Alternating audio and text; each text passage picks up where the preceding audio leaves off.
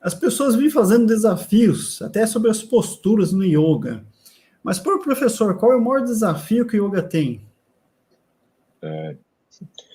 Olha, eu creio que o maior desafio para nós, no mundo em que a gente vive hoje, é a questão mental, né, e a questão de como também, né, esta modificação da nossa consciência reflete no nosso comportamento.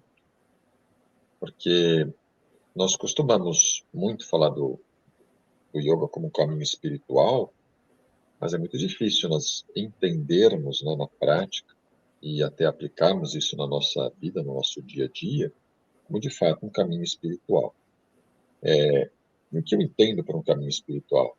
É um caminho onde a pessoa busca a experiência da unidade. Então, quando você... Não estou nem falando como se realiza, esquece a realização, porque por hora, né, é algo que para nós pode realmente ser muito distante. Não porque nós não sejamos aptos a isso, mas porque o modo como nós escolhemos viver a nossa vida, normalmente, ele não abre muito espaço para isso. Devemos lembrar que os grandes yogis, né, ao longo da história, foram aqueles que dedicaram integralmente ao yoga, muitas vezes praticando muitas horas por dia, todos os dias, né? E a gente, normalmente, tem um vínculo importante com o yoga, pratica yoga muitas vezes diariamente também, mas dificilmente tem essa dedicação integral ao yoga, porque a gente acaba se colocando muitos outros compromissos, não vivemos num ashram, né? Ou não nos isolamos na floresta, não temos uma relação guru-discípulo, né? Em que a gente se dedica mais integralmente a isso. E por isso mesmo, é claro que aprofundar-se no caminho para nós é muito mais desafiador.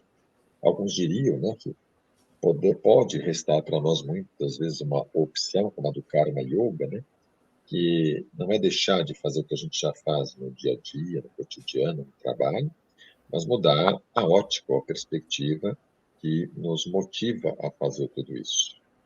E isso também é muito difícil, porque talvez seja mais fácil a gente criar uma condição favorável a mudar a nossa consciência, se isolando na floresta, do que ficando aqui, né, numa sociedade bastante complexa, com estímulos de todas as partes, com compromissos, né, que nós temos hoje no mundo contemporâneo, que são muitos, né?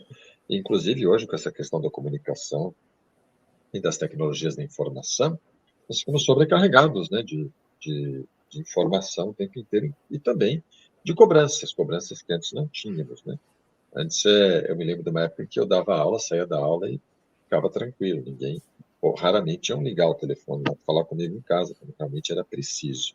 Agora não, agora você sai de uma aula, aliás, meia hora você vai acessar o WhatsApp e tem 10 mensagens de alunos, né? Já perguntando, né? O que você falou na aula, naquilo, não sei o quê, você vai passar a apresentação aí no WhatsApp, passa, não sei o quê, você vai passar aquela referência, e, e a gente, então, acaba, claro, se envolvendo muito mais com esse cotidiano, de estar o tempo inteiro cumprindo obrigações, né? E isso nos distancia um pouco da possibilidade de experienciar o yoga de um modo um pouco mais profundo, né? Nesse dia a dia. Eu acho que esse é o principal desafio. O desafio não é eu conseguir fazer uma postura mais difícil. Claro que existe um desafio também nisso. Mas eu acho que o mais importante é exatamente conseguir, nesse mundo que a gente hoje vive, né, esse espaço para ter, pelo menos, dar alguns passos na direção de uma experiência de mais unidade, né, que vai nos levar a uma maior quietude e, digamos, serenamente, mas de modo presente, consciente. O yoga, então, é uma prática, na sua essência, é uma prática espiritual. Sim. Eu costumo definir yoga como um caminho para a autorrealização através do autoconhecimento.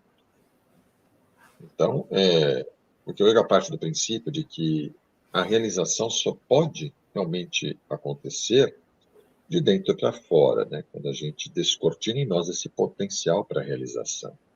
Enquanto que, de um modo geral, as pessoas, nós, costumamos projetar as nossas perspectivas de realização no mundo ao nosso redor. E essas projeções fazem o quê? Fazem que a gente deixe de assumir a responsabilidade por isso e passe a delegar a responsabilidade a outros, e muitas vezes, claro, culpando esses outros, criticando esses outros, porque por causa dele, por causa dela, eu estou nessa situação, eu não sou feliz. Né? Então, é culpa do meu patrão ou do meu empregado, é culpa do meu pai ou do meu filho, é culpa da minha esposa ou do meu marido, é culpa do meu vizinho, do meu amigo, né? Por isso que eu sou infeliz. Então, o yoga nos ensina que a felicidade, todo o potencial para a felicidade, Ananda, né, está em nós, que essa essência que todos nós temos é Satchitananda, né? A gente sabe disso. A única coisa, o único atributo que se pode dar para essa, ou podemos chamar de Atman, ou de Purusha, a depender da referência filosófica que se tem, mas o único atributo é esse, né? O ser, consciência, Sat, ser, consciência, Chit, e Ananda, esta bem-aventurança. Então, isso já é inerente ao próprio ser, basta que nós deixemos um espaço para que a bem-aventurança se manifeste em nós. Porém, isso não acontece porque estamos continuamente nos envolvendo com tudo que está ao nosso redor. E por isso mesmo, né, nós nos identificamos, como diria Patanjali, com as flutuações da mente, com os estados da mente, e não com quem de fato somos.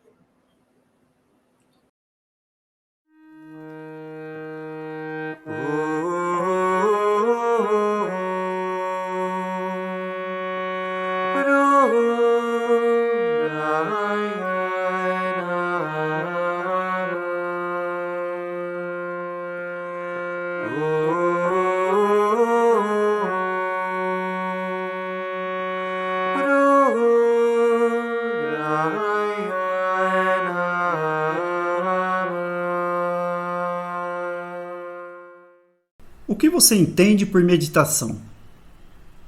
O que você realmente faz quando está sentado em silêncio?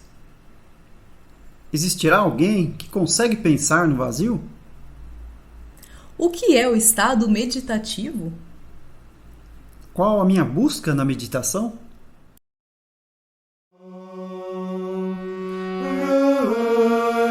Rudrayam